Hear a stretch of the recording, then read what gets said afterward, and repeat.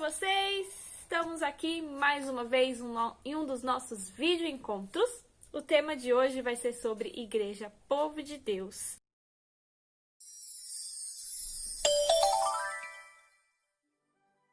Vamos começar este vídeo fazendo algumas perguntinhas. Eu quero saber se vocês sabem responder todas.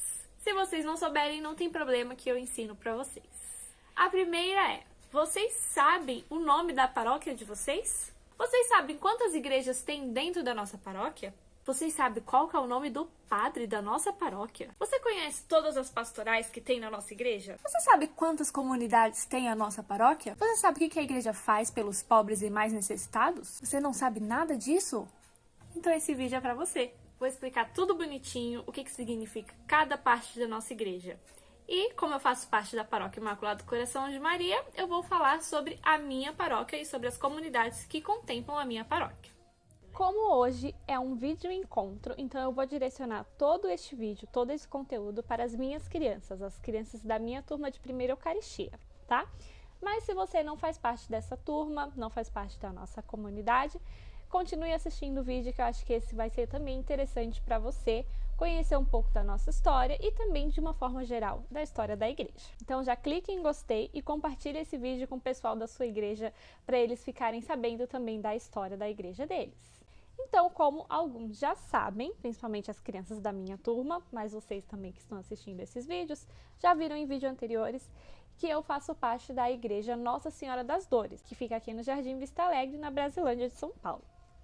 Só que a minha comunidade, ela faz parte de uma paróquia que tem outras 9 comunidades junto dessa paróquia. E aí eu vou explicar para vocês como que funciona mais ou menos isso. Começando pela paróquia, que a minha é Imaculado Coração de Maria. Ela fica aqui na Brasilândia, né, região episcopal da Brasilândia, da Arquidiocese de São Paulo. A minha paróquia, ela é composta por 10 comunidades. Então, tem a paróquia grandona, a igreja grandona, e 10 comunidades que fazem parte dessa paróquia. A comunidade que eu participo é a Igreja Nossa Senhora das Dores, que fica no Jardim Vista Alegre. Vamos começar falando pela nossa comunidade matriz, que leva o nome da nossa paróquia, a comunidade Imaculado Coração de Maria, que fica no Jardim Princesa. Bom, eu estou aqui no site da Arquidiocese de São Paulo. Eu vou deixar o link aqui embaixo, onde vocês vão encontrar todas as informações da nossa paróquia e das nossas comunidades. E aí eu tô dando uma lida aqui e eu achei bem interessante e legal passar para vocês.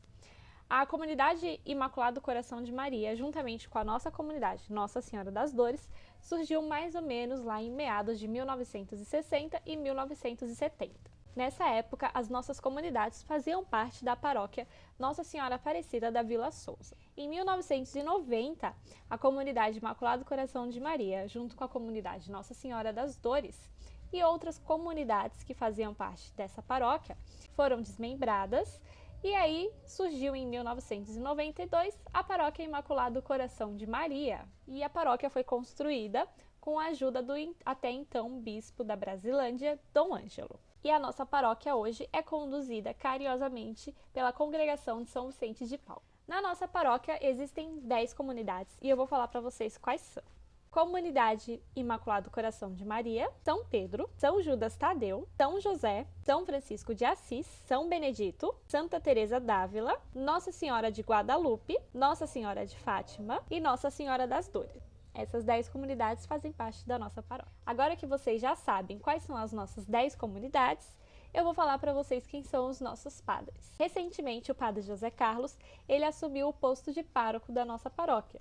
E aí, ele tem como seu braço direito o padre Gilson, que já está na nossa comunidade, na nossa paróquia há muito tempo. Ele chegou aqui como diácono e aí se tornou padre aqui na nossa paróquia. Agora eu vou focar um pouquinho na nossa comunidade Nossa Senhora das Dores e vou falar um pouco sobre as pastorais que existem na nossa comunidade. E para vocês entenderem o que são pastorais e para que serve, eu vou usar um exemplo de empresas. Existem as empresas, e aí dentro delas precisam ter departamentos que cuidam de determinadas áreas para que aquela empresa funcione. É a mesma coisa com a igreja. Existe a igreja. O padre José Carlos e o padre Gilson, sozinho, eles não conseguiriam dar conta de todos os outros departamentos que a igreja precisa estar funcionando. A igreja, ela precisa ter ações sociais para os menos favorecidos, ela precisa ter ações sociais para ajudar o bairro, a região onde ela está inserida. Então, o padre José Carlos e o padre Gilson sozinho, eles não iriam conseguir. Então, por isso existem as pastorais. Por exemplo, a pastoral da criança. É a pastoral que cuida de todas as crianças da nossa região, do nosso bairro, onde está a comunidade Nossa Senhora das Dores.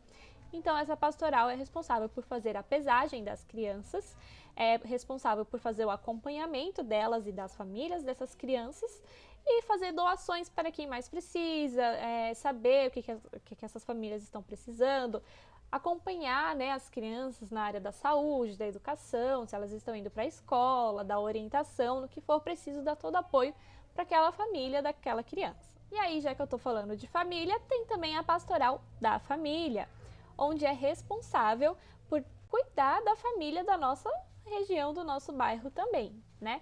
E a gente sempre prioriza em focar nas famílias mais necessitadas, que é quem precisa de mais apoio da igreja.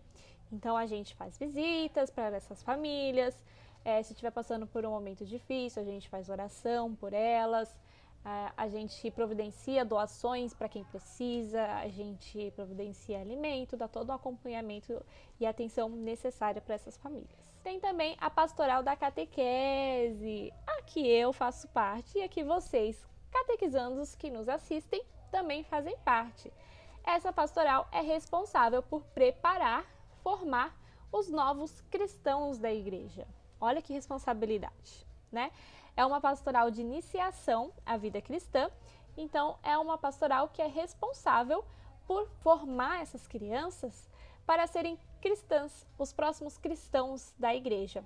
É da catequese que surgem os próximos catequistas, os próximos padres, as próximas freiras, os próximos irmãos, os próximos religiosos.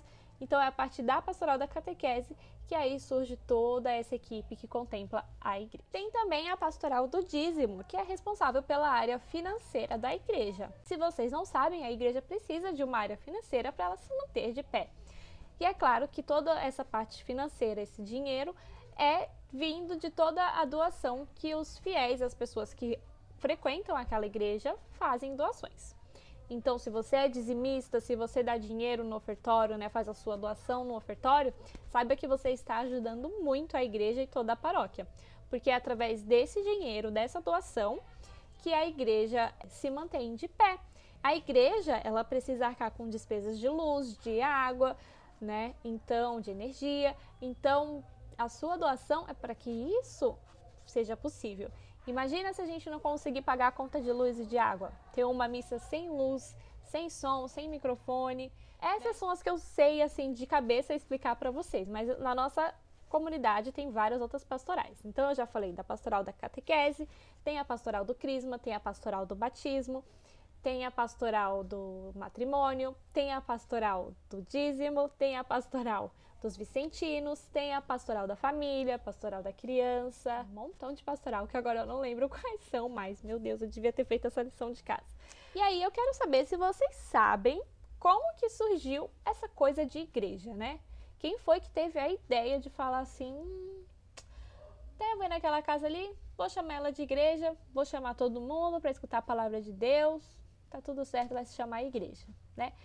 Da onde surgiu isso? Quem teve essa ideia? Então, a gente vai ler alguns textos bíblicos.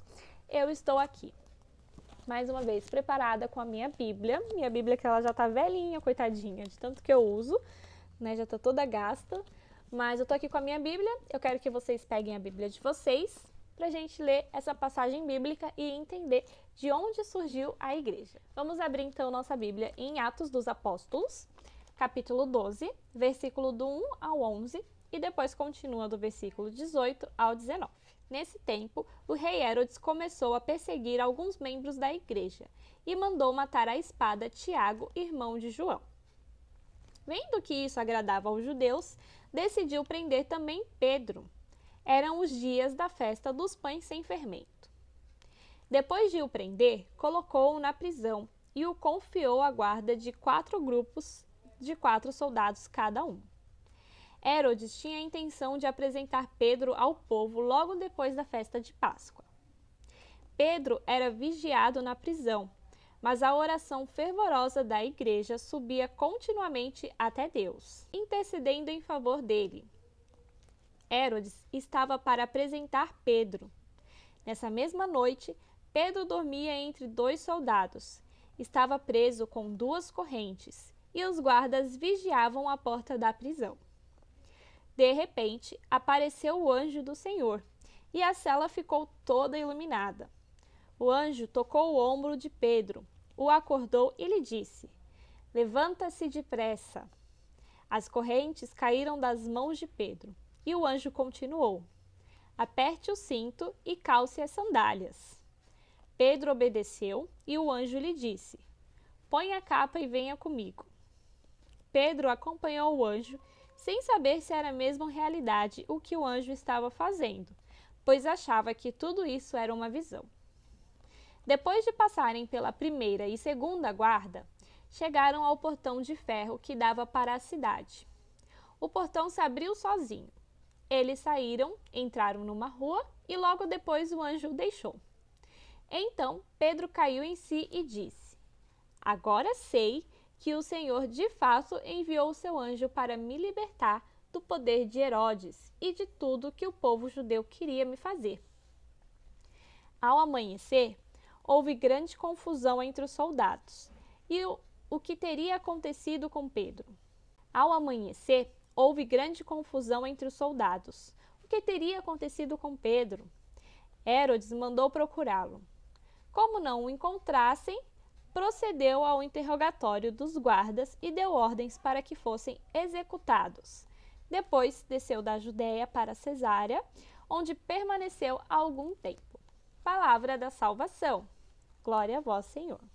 Se vocês forem lembrar bem, lá no Antigo Testamento, em toda a história da humanidade que é contada pela Bíblia, Deus inicia a caminhada, com Abraão, Moisés, os profetas, até chegar em Jesus Cristo, concretizar todas as suas promessas em Jesus Cristo. E aí, nessa história da igreja, tem um apóstolo, de Jesus Cristo, um dos 12 apóstolos que se destacava bastante relacionado a essa história específica da igreja, que era Pedro, Para ele foi dada a missão de continuar e seguir a doação total de Jesus Cristo, Então, essa passagem bíblica que a gente acabou de ler fala exatamente sobre isso, sobre essa doação, sobre essa entrega de Pedro, E sobre como através da oração Jesus libertou ele, Deus libertou ele do poder de Herodes para continuar a missão, a doação de Jesus Cristo. No Evangelho de João, Jesus fala da seguinte forma: "O ladrão só vem para roubar, matar e destruir.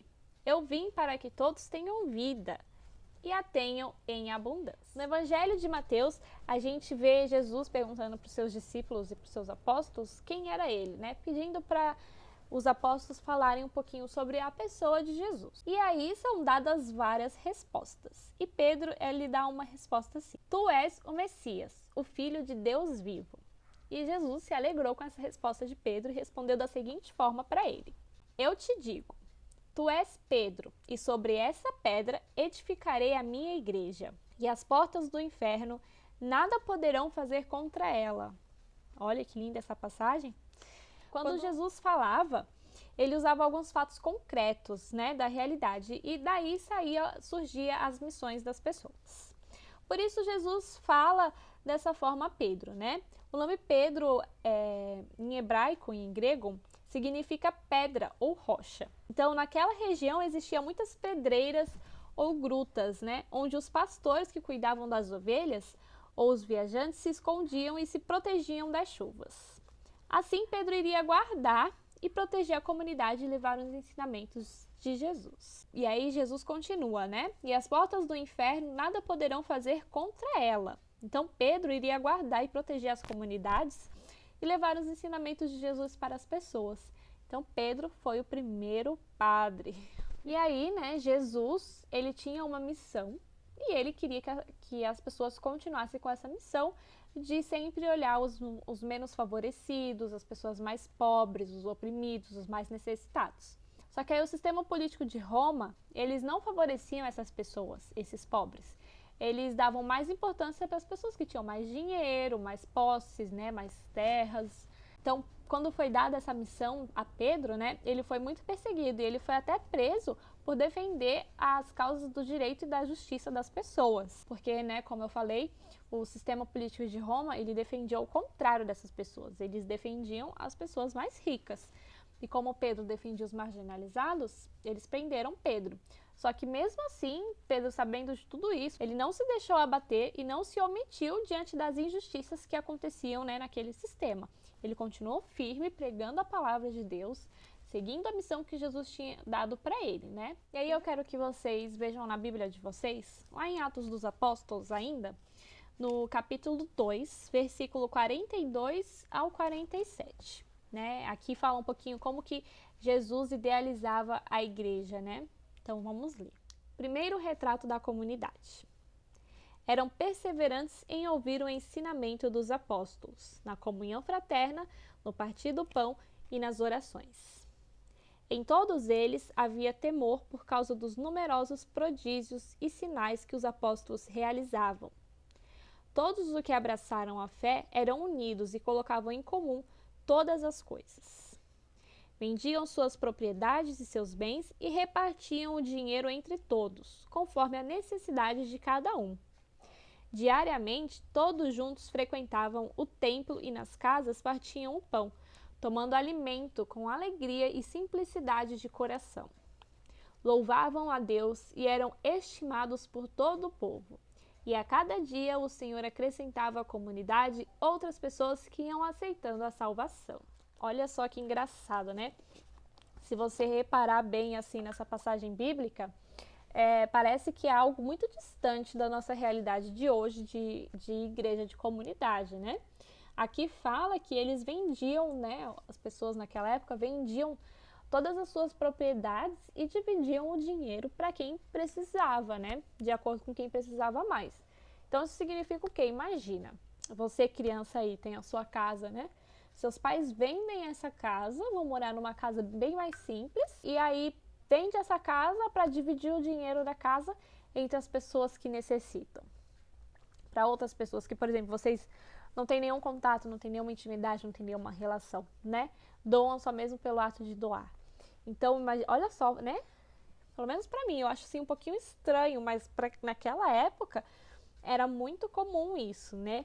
Pena que ao passar dos anos a gente não continuou com essa tradição, mas naquela época era muito comum eles fazerem isso, eles venderem as suas propriedades, os seus bens e dividir o dinheiro para quem mais precisava. Então, olha só a origem da igreja, né, da comunidade, o intuito que a igreja foi criada e aí como se perdeu ao longo dos anos. Hoje, como que você enxerga a igreja? Você enxerga a igreja como isso aqui, né? Primeiro retrato da passagem de primeiro retrato da comunidade? É assim que você enxerga a função da igreja hoje? Pode deixar aqui no comentário o que você acha, que eu vou dar uma lida e vou refletir junto com vocês, né? Mas olha que bonito. Eram perseverantes em ouvir o ensinamento dos apóstolos na comunhão fraterna, no partir do pão e nas orações. Em todos eles havia o temor por causa dos numerosos prodígios e sinais que os apóstolos realizavam. Né? Então aqui diz que as pessoas eram perseverantes a ouvir a palavra de Deus, a participar da comunhão. Isso ainda acontece hoje em dia.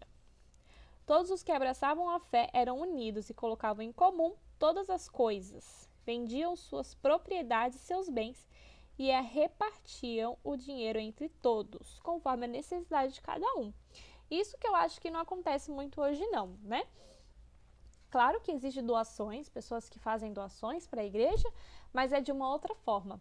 Como eu falei, né, sobre a pastoral do dízimo, é alimentado através das doações financeiras que as pessoas dão. Então, hoje em dia, não precisa vender a sua casa, vender o seu bem material, suas propriedades, para poder fazer uma doação para a igreja, né? Graças a Deus que hoje as condições são muito melhores do que naquela época, né? Muitas coisas que existem hoje não existia lá, muitas facilidades que tinham hoje não tinha naquela época. Então, isso acabou, acho que foi com isso que foi mudando esse costume. Então, as pessoas têm outra forma de fazer doações, né? Nesse sentido financeiro. Bom, então vimos aí que Jesus construiu a igreja através de Pedro, né? Sobre a pedra, construiu a igreja. E aí, Pedro foi passando por todas essas dificuldades, foi perseguido, foi preso, foi libertado, foi continuando com a palavra de Deus, né? Pregando a palavra de Deus. E aí até chegar os dias de hoje, né? Que hoje, gente, tem os papas, os cardeais, o papa. Então, aqui no meu livrinho, né, que eu uso como apoio para dar os encontros, diz que a missão de nós batizados, né, a exemplo de Jesus Cristo transmitida a Pedro, que foi o nosso primeiro papa, é a seguinte: observar e denunciar o que fere a dignidade humana, incentivar o amor fraterno, levando todas as pessoas à participação e comunhão, no compromisso de solidariedade aos irmãos, principalmente aqueles que são colocados à margem da sociedade. Olha que missão interessante, né? Então, se você tem um pouquinho mais de conhecimento da palavra de Deus, você deve lembrar, né, deve perceber que estes itens aqui da nossa missão, ele está muito ligado ao mandamento que Jesus nos deixou, que é amar ao próximo como a si mesmo, né? Porque, por exemplo, observar e denunciar o que fere a dignidade humana.